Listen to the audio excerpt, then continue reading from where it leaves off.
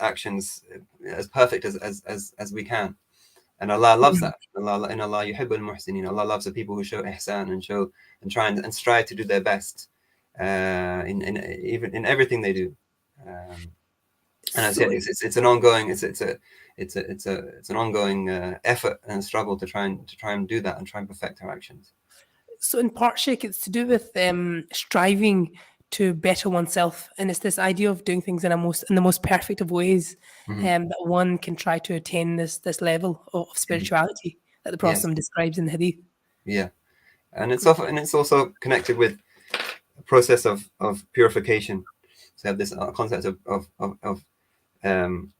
purifying. We use the heart as a kind of as a metaphor, so to speak. The heart has to be, if you want the heart to be filled with good things, you have to first of all get rid of the bad things. If you want to, if you have a glass, or a container, if it's got dirt in it, there's no point pouring something into it until you've cleaned it out and made it nice and clean and pure. Then it's ready to receive something. So likewise with the heart, our effort is to try and remove the unpleasant things from our heart, which might be barriers to it being pure, and then it's ready to receive the gifts and receive the things from Allah subhanahu wa ta'ala. And Shaykh, in order to do that cleansing process that you mentioned there, what are some of the things that one can do to clean that vessel, as you say?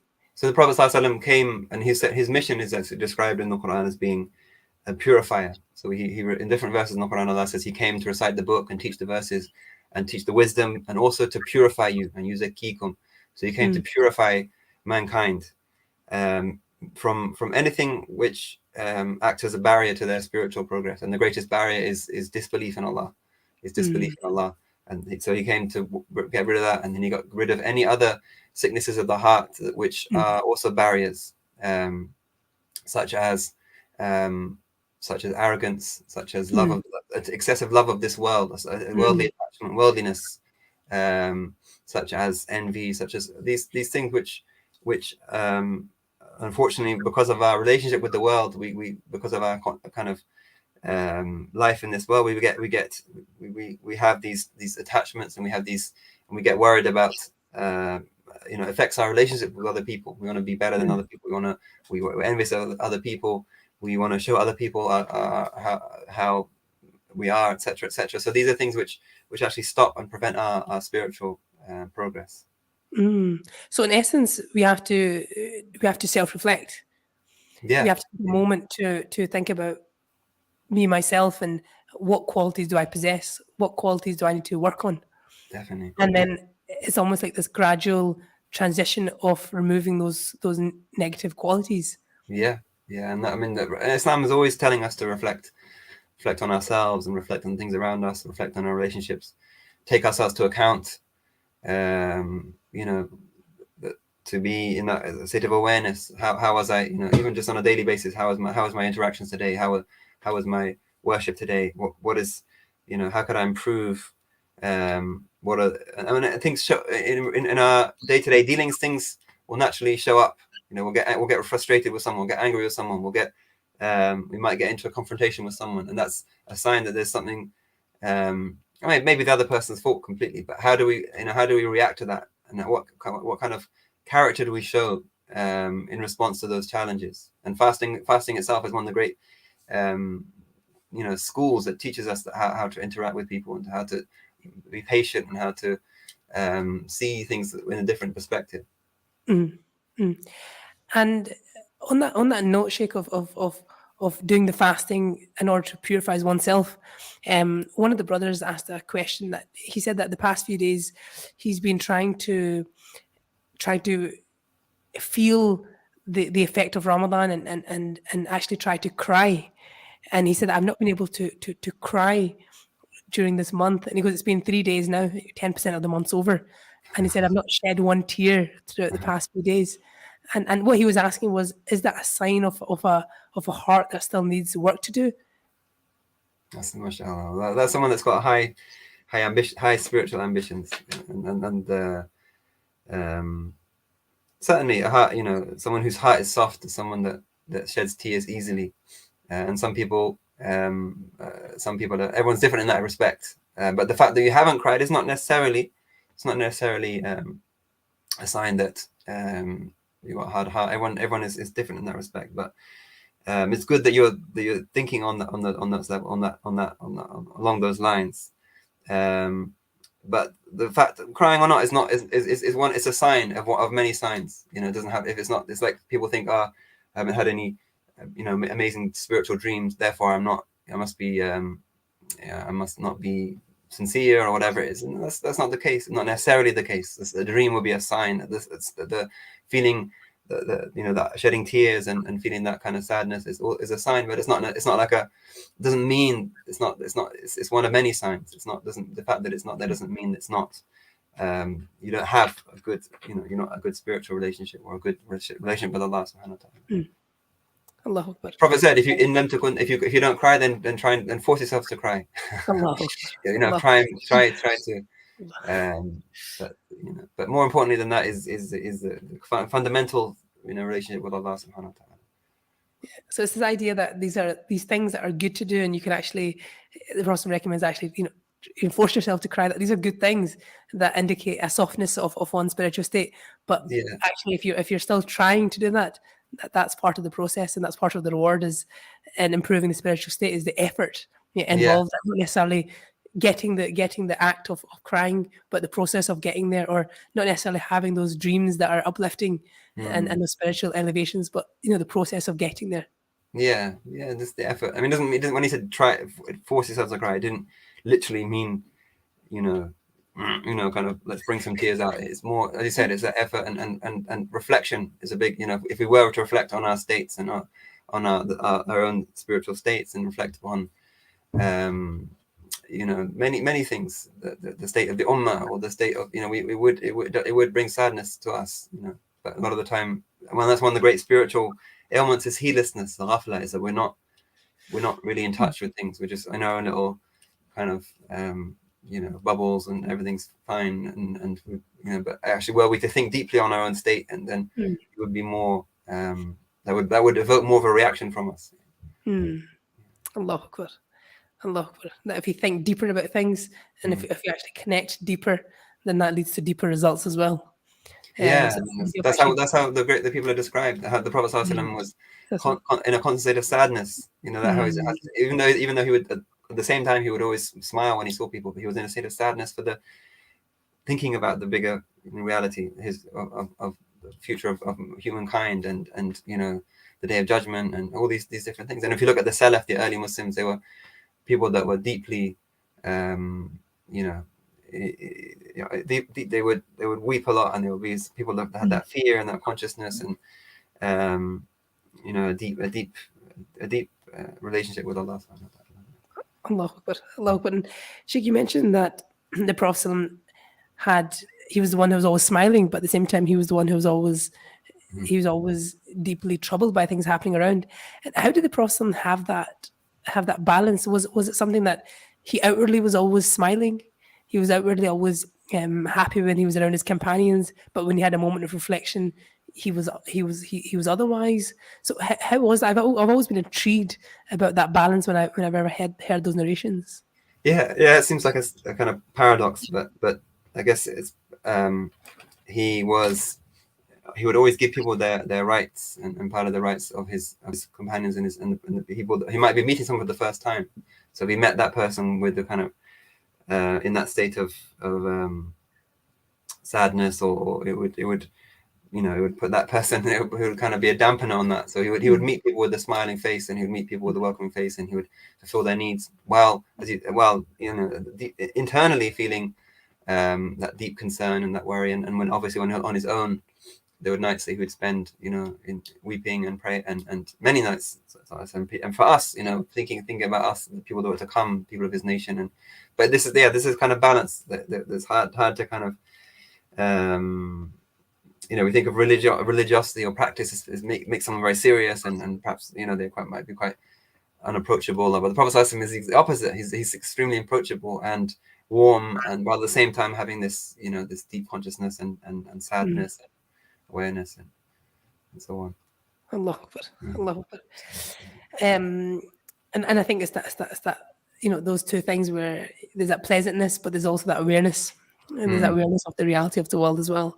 And part of the reality of the world is actually we do try, and then we maybe fail, we try again, and then we maybe fail again. But it's part of that continuous effort of trying. And one of the brothers I was speaking to recently, he was telling me that he's been in a haram relationship for quite a period of time, and he said that this Ramadan I'm going to try to stop that. I'm going to take a break.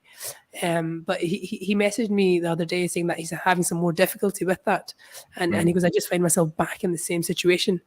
And he was asking me, and I suppose I ask you that, he was saying, how does he get himself out of the situation? He's in a situation he doesn't like. He knows it's wrong. He knows it's the month of Ramadan. Yeah. How does he change his state? Yeah, I mean, that's a state of many of us are in we want to be are in states we want to improve on, and I think people have a tendency to perhaps of the way that they've been brought up, or the way understanding of Islam is it's kind of despairing. There's no point in I'm so bad. There's no point. God will never have mercy on me. There's no, but that couldn't be further from the truth. But the very fact that you're recognizing there's something that you're not happy with in your life, that's a first step on the way to improvement.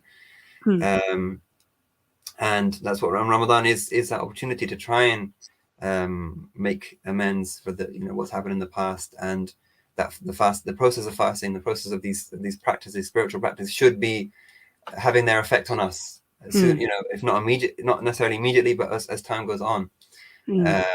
So and a lot of it is it is just the kept taking yourself out of certain environments, the company of certain people, the things, the obviously the environments we're in, the things that we consume. We're consumers. We're constantly consuming, especially from the media side of things. The messages that are given to us, they have an impact on us. And Ramadan is saying to try and at the least just reduce that and have a different input, have a different consumption of positive stuff, which will kind of will try and outweigh the negative. But if you're just constantly, if you're constantly in an environment which is where those things are a norm, if you're with the person that you're in that relationship with, then it's obviously going to be very difficult to break that off. And you need to have some kind of cold turkey. You need to have some kind of distance, from those things. Allah Shaykh. And I think what you mentioned there about actually part of your environment being so vital in how you perceive things, and actually the mercy of Allah subhanahu wa ta'ala, the door to Allah subhanahu wa ta'ala is always open.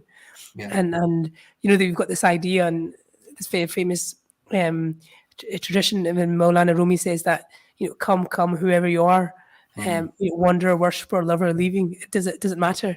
Yeah. Come even if you've broken your vow 1,000 times. Come yet again, come.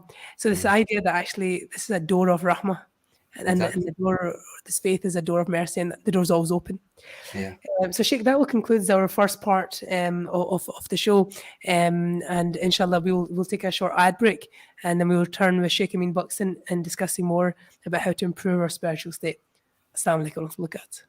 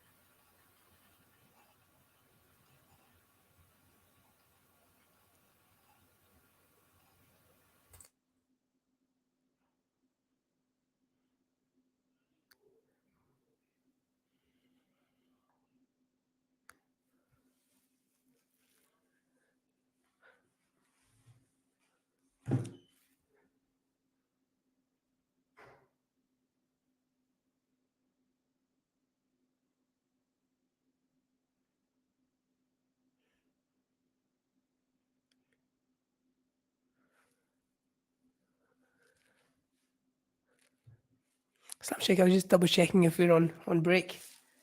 Oh, you're not. I'm going to take it as as we are.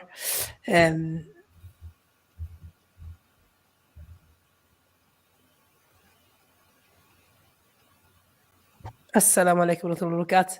This is Brother Suleiman, joined once again by Sheikh Amin Buxton, where we've been discussing spirituality. And in the first part of the show, we've discussed some of the issues people face in terms of their spiritual being, and actually what spirituality actually is, and how we can improve our spiritual state.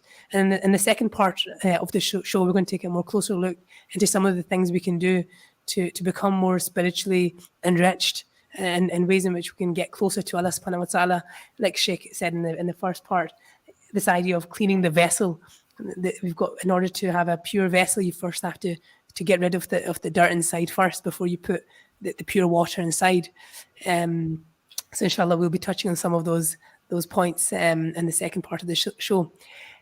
So Sheikh, just to continue from where we left off, we were talking there about situations where the door to Allah subhanahu wa ta'ala is always open, whether that's the month of Ramadan, whether that's not Ramadan, but the door to Allah subhanahu wa ta'ala is actually always open. Absolutely. And ours is a religion of hope. There's no room for despair, there's no room for negativity, and if that's what you're feeling, or that's what someone is telling you, then the alarm bell should be ringing. It's not to negate that we have to have that awareness of Allah, and we have to strive to obey Him, but we should never lose hope, and never get trapped in this kind of negativity. I mean, Allah says when He talks about Ramadan that when they ask at the end of having talked about the verse to fasting of Ramadan, Allah says that when my servants ask you about me, I am close. I am close. And I respond to those who call upon me. So this is an invitation that Allah wants us to come back to Him. The door of Tawbah is open. Everyone, as the Prophet said, every son of Adam, every child of Adam is prone to make mistakes, is prone to slip up, prone to. It's part of we're wired in that way. But the best of those who make mistakes are those who return back, make Tawbah. And Tawbah is not this kind of, it's not just, it's sometimes translated as repentance, and has its own connotations, but it's really it's a return to Allah in whatever state you're in. Even if you're in a high state, you're still making Tawbah, in that you're always returning to Allah. But whatever state you're in, the door is always open. It's never too late to come back to Allah subhanahu wa ta'ala. Allahu Akbar. Allahu Akbar. And I think that idea of always turning back to Allah subhanahu wa ta'ala, the door's always there. And we should always remember that in fact the door's open for us at all times. And Sheikh, one of the next questions I have is, one of the sisters has asked that in the first few days of Ramadan, I'm having a bit of difficulty with my friend group. They continually speak bad about people within our friend group, and I'm having a lot of difficulty in the situation. Sheikh, what do I do? That goes back to what I was saying before about company, and we are affected by the people that are around us. The Prophet said that al-mar'u ala dini khalilihi. He said you're on the deen of your close friend. If you're in deen in a general sense, whatever their practice and whatever their habits are, they will have an effect on you. It's hard when there are people that you spend a lot of time with, and you have long-term relationship, long-term friendships with them or whatever. But especially in Ramadan, we should be more conscious of that the time spent with certain people maybe at the best wasted, at the worst be detrimental. And if people are kind of backbiting and saying bad things, and it hurt, it has an effect, and you're actually taking part in that. That's the thing. Your listening is actually, you're not innocent if you listen, because if you weren't listening, the person wouldn't have the forum in which to say those things. So in those situations, better just to try and change the subject, try and steer it in a different direction. Try and say, sorry, I'm just doing something else, I'm busy, or just try and not be in that position where things are being mentioned of that. And unfortunately, a lot of the humor is kind of making fun of people and being sarcastic about people, and that's part of our, that's how we are. But we should be more conscious of that, especially in Ramadan. The tongue was something the Prophet ﷺ really emphasized about guarding at all times, but especially in Ramadan. But the ears are, the ears are taking part in that as well. It's not just the tongue. by listening. Even if you're passive, it's still you're actually active. And yeah. Allahu Akbar. So your spiritual state is actually affected not just by what you say, Yeah. not just by what you see, but actually by what you hear. Of course. And you're affected all the time. And your spiritual state is always being affected if you're not removing yourself from situations. And Allahu Akbar. Allah says, "Inna as-sam'a wal-basara wal-fu'ad." Allah begins with the hearing. In fact, He said that the hearing and the sight and the heart, all of those you'll be asked about. Actually, it's interesting. Allah began with the hearing, because the hearing is more. You can be doing something else. You can be, but you're picking something. You're hearing. You're picking things up. When you actually speaking is actually, or looking at something is more of a conscious effort. But hearing is just it's just you pick those things up, even if you don't want to. Like the eye's linear. So Exactly. you can, if you don't like the look of something, that's really interesting. Yeah, because if you don't like the look of something, you can change your sight. But if you're in an environment and you're picking up things, you have to actually physically move your position. Yeah, it's like if you're in a place the TV's on all the whole time, you can turn away from it, but you're still hearing the stuff. You're still hearing it, and it's still having an impact on you. Allahu Akbar. Allahu Akbar. Shaykh, litanies. What are the benefits of doing litanies? So litanies is probably a word not a lot of people use, but if you mean what we mean by litanies is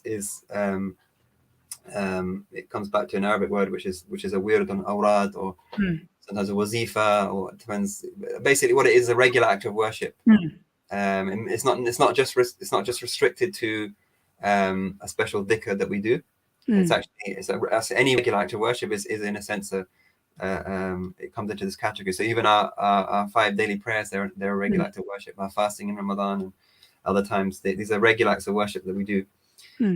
So the best litanies are the ones that are obligations. So the best litanies are 5 prayers, and the best fasting is the fast of Ramadan. But obviously, as we know, the more we extra do, the closer we get to Allah subhanahu wa ta'ala, and through that we try and attain Allah's love.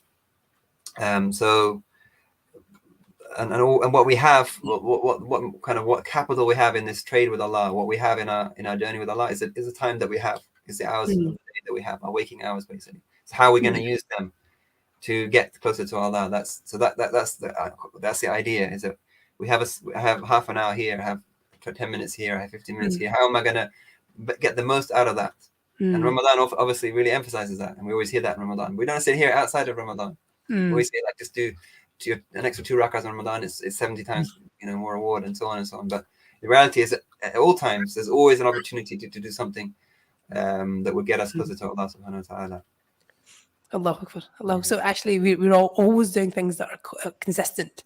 So anything that we're doing that is consistent is a form of, and that's good, is a form of dhikr, it's a form of litany. Consistency is the key. Yeah, consistent. And the Prophet said the best of actions are those which are those which are consistent, even if they're little. Like I'm going to fast 3 days in every month, for example. That's a realistic goal that someone could keep to, even when your fasting gets harder in the summer and so on. But if you were to say I'm going to fast every other day, or do more, then it'd be much harder. But being something which is which you stick to, and that applies across the board. It's something that you stick to on a daily basis, or a weekly basis, monthly basis, whatever it is. You may do more when you feel energetic, you feel like it, but you try and stick to that minimum. So it may be dhikr, it may be Quran, it may be maybe even studying. If you're doing some, and it's good to have a variety of things. It's not just one. We get bored of just doing one thing. If you just said, all I'm going to do in Ramadan is read the Quran, after the first half hour then we'll naturally, your intention will start to drift. But if you said I'm going to do 20 minutes of Quran, I'm going to do 10 minutes of dhikr, and then I'm going to read something, or I'm going to watch something that would be, you'd use the time much more fruitfully. And doing so, Shaykh, and trying to utilize that time you have more usefully, what are some of the best form of dhikrs that you recommend? So Ramadan, as Ramadan, no doubt the Quran, the Quran should be the focus. We should spend time in the Quran. There's different ways of doing that. Those of us who are comfortable reciting the Quran in Arabic, then that's we should have a goal of have a daily practice of reciting from the Quran in Arabic. Those who struggle with that, we should actually try and work on that. So try and find a class that just helps you to just strengthen your recitation.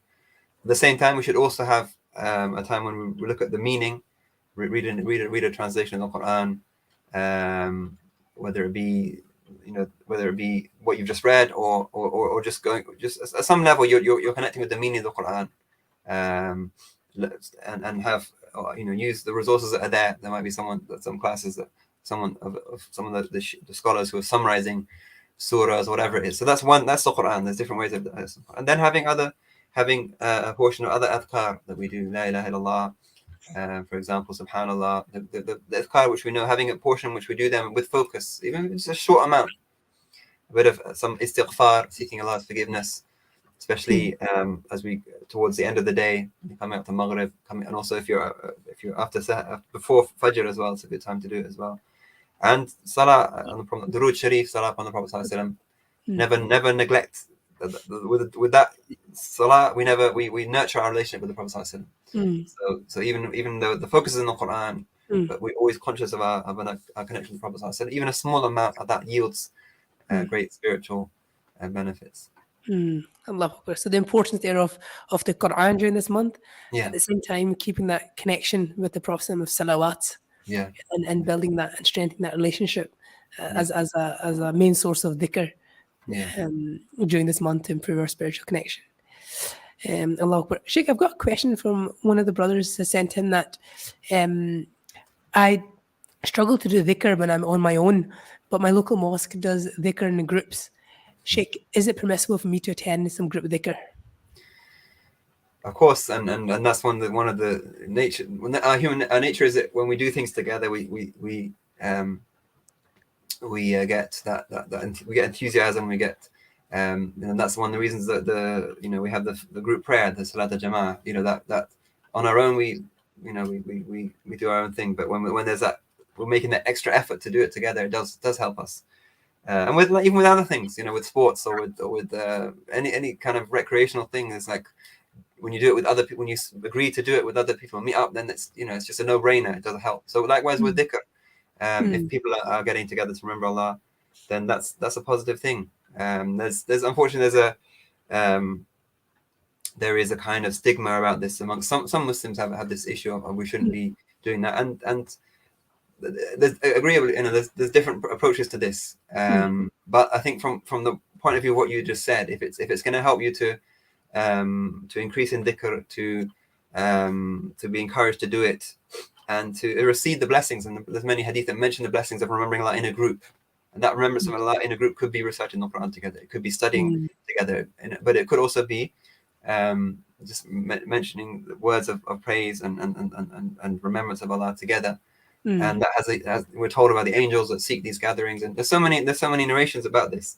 We can't really ignore it and say it's not part of our deen. So if other people say no, I prefer to do it on my own, and that's absolutely fine. If you find more presence on your own and you're more conscious, and that's great. That's you're doing what you need to be doing. But if other people actually benefit and it yields fruits for spiritual fruits that can't necessarily be attained on our own. And if we look back at our scholars and our teachers, that they've always had these opportunities, they've always given people the opportunities, even though they themselves, the great people, they didn't need it as much as other people needed it. They gave people the opportunity to come together to do that.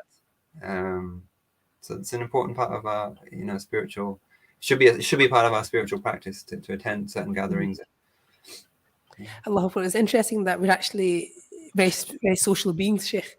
You touched on this idea that it's through encouragement that we actually, by seeing other people doing things, when we usually want to go and meet up with, do an activity, we ask a couple of friends, do you want to link up and do this activity, play a sport together, or do you want to go here and do such and such together? It's usually, we try and go as groups, because we're actually very social creatures. Exactly. And actually, in the same way, doing that with dhikr, that if it gives one encouragement, but by going in a group, then because there's this interesting story I came across where there was this monk and he spent 10 years studying with the teachers and with the other students, and then he returned back to his home, and he said that I used to every single morning. I used to at 2 a.m. we used to do a dhikr together as the monks, and we used to spend an hour doing a morning dhikr together. And he said that as soon as I got back home, I stopped doing the dhikr. He goes, I did it the first or second time, but it was very quickly I stopped doing it, and all. And it's actually interesting there that. So when we look at Taraweeh, look at the Taraweeh itself. Look at this beautiful act of worship that we have in Ramadan. You know, it's all about that coming together, people coming together. There's a sense of joy. There's someone reciting the Quran beautifully, and it's, people are, there's a conscious, there's a community focus. Everyone is there, you know, taking part in that. And we can do things on our own. We can have our own, but there's a difference. And we noticed that in COVID. I think we all noticed that in COVID when we were often deprived of those meetings and that coming together. We appreciate it when we have the opportunity to do it. Allahu Akbar. Allahu Akbar. Absolutely, Shaykh. Absolutely. Shaykh, the next question is there any significance in having a spiritual teacher? Is it something that's needed to improve our spirituality? Yeah, I mean, generally, you know, our religion is taken from people. So when we study anything, you know, we even in a just, you know, at school, we take children learn from the teacher, and that's the best way of learning, you know, and learning anything is having a direct teacher. Obviously, have so many like different ways of learning now, online learning and so on. But the best, you know, traditionally it's always been a person-to-person thing that you sit with the teacher and you learn. That has always been the case in Islamic, in our tradition. You know, the companions sat with the Prophet and they absorbed what he was saying, but they also absorbed his state, and they then went on and conveyed that. They conveyed the words, but they also conveyed the state. And that's really when we come to spirituality, it's about the state more than just the words. So anyone can pick up a book of hadith, or even a book of quote unquote spirituality, and read the words, but if they haven't actually you know, taken it from someone who has absorbed something of the reality of what's being said, then it will just be an abstract kind of exercise, an intellectual exercise. So yeah, I mean, when we're talking about spirit, especially when we're talking about spirituality, it's important to have qualified teachers, as it is with anything, as it is with any science or anything. You know, you studied medicine for how many years? you took it from qualified teachers who their teachers qualified them and said, you are you know, fit, and you are qualified to teach this science. And like I said, this, you know, this is why would you just on something just so important, whether it be any science of the Sharia, because these are all sciences who lead to everlasting felicity if we follow them to their full conclusion. Why would we just take them? Why would we not take them as seriously as we take our worldly studies? You know, someone's going to spend 6, 7, 8 years studying medicine or architecture and take it very seriously, and you know, have sleepless nights over the exams they're going to take. And why do we not take our study of things which have everlasting significance? Why do we not take them seriously and take them from experts and people who are qualified? Having said that, you know, it's difficult to, may not be easy to find the spiritual so this kind of people that have that spiritual mastery of all these sciences in our backyards, but we can connect to them in different ways. Allah. That's really interesting, Shaykh. You talk about this idea that if you're wanting to study a subject, who do you go to? You go to someone that's studied that's mastered that spent that time investing their time and their effort in learning that subject. And then also when it comes to spirituality, that you've also got people who are spiritual masters, and they've really worked on themselves and improved themselves. And in fact, you know, going for advice and having teachers is part and the parcel of life. You know, just like a child goes to school to learn from the teacher to learn certain subjects, then this is a subject that we can learn from. Yeah. Allahu Akbar. And Shaykh, also when it comes to going for seeking dua as well. So when going to people to ask for dua, is dua something that is something that's very personal to oneself, or can one go out and actually request and seek out duas from others as well? Of course, we do that, and that's in a traditional society. You'd have those elders, and you have these, you know, matriarchal figures, and you go to someone that lived a lot longer and had a lot more wisdom, and ask their opinion and ask for their dua. And you have shuyukh and you have scholars, and people would go to them and take that very seriously. Doesn't mean that we can't just make dua on ourselves and they'll be answered, but it means that there's a constant. We do believe there's certain people that might be closer to Allah, that the du'as might be answered. The Prophet himself said, Sayyidina Umar Khattab was going for Umrah, and he said, don't forget to mention me in your dua. And the Prophet wasn't in need of the du'as of Umrah. He could just, but he was teaching us a concept that you're going to a blessed place. Remember me. And likewise, when people go for Hajj or they go for Umrah, or they go, there's some really nice. I'm in a group with some fellow students, and we're like putting our requests for each other, so we make dua for each other. It doesn't have to be, that person doesn't have to be necessarily more senior or pious, or whatever. But even just the fact that you're mentioning and remembering your brother in their absence, that Prophet said that the dua is answered. So it's nice to have that practice. But we would always go with, if you have something important, you go to the people that you believe that du'as will be answered. Allahu Akbar. Shaykh, I love that example you give there of actually it doesn't even matter too much about asking at times, I need to make sure I ask this person, that person, but actually everyone ask each other. If someone's going to for a Umrah or a Hajj, you're going to these places have significance. These places have blessings. In fact, the Prophet you mentioned there, requesting Sayyidina Umar, which is incredible. It shows this idea of we're very, very social beings again, and part of our spiritual journey is by surrounding ourselves with people that are sound and requesting du'as from people around us as well. Allahu Akbar. Incredible, Shaykh. Shaykh, we're going to just conclude the show, and just before we conclude, Shaykh, I wanted to ask, when people are at the Umrah, people are at the Hajj, when people go to these, go and visit different places around the world, and we pray our Nawafil prayers, we pray our Fard prayers in different significant places, or even if you take it back to Ramadan, we're in the month of Ramadan, prayer, the Tarawih prayer, is something that's happening all across the world right now. One of the brothers asked, how do we improve our concentration within the prayer? Yeah, that's something we all struggle with, and we have so many.